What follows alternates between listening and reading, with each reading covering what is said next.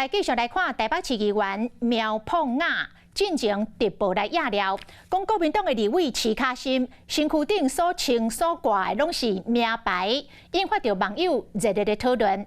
即摆佫有网友接力来压料，讲齐卡心的鞋啊、皮啊大、衫裤，卡袂着都爱上万块。民进党的立委黄捷更加来指控，讲齐卡心所挂的迄粒大牌子的手表啊。差不多爱30万，但是无申报，恐惊有申报财产无实在的疑虑。齐卡心面对这压料甲指控，无咧惊，讲伊真愿意来接受着检验。其中一张国民党立委齐卡心以凊彩相片，去帮手斟酌摕来甲官方网站的介绍比对，发现包括鞋啊、皮大衫裤，拢是国际精品。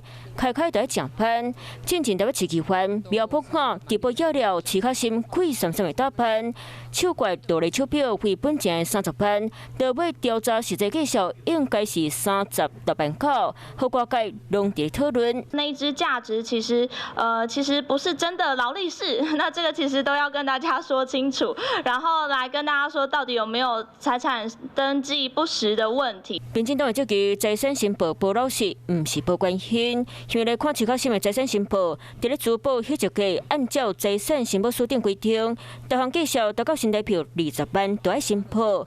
若是这个落来手表超过规定的介绍，就爱申报。不过内容内底全部无写。他的财产申报，他的收入，再加上他豪奢的生活的花费方式，有点不太符合一个作为一个议员、一个公职人员正当的收入。针对林亚未来继续找伊的看房。关键就讲，国民党高级党员未来现身伫咧党团大会齐卡心，嘛都无出现。今天真的要看一件衣服多少钱的话，我现场脱衣服。今日讲，伫咧立法院，人是真激动，伫咧镜头前烫绣花，未来替家己坐枪。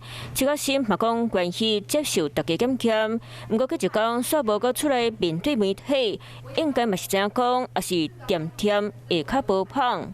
Hello， 我是庄宇杰。想要抢先掌握最及时的新闻资讯吗？赶快订阅、按赞、开启小铃铛，锁定华视新闻 YouTube 频道。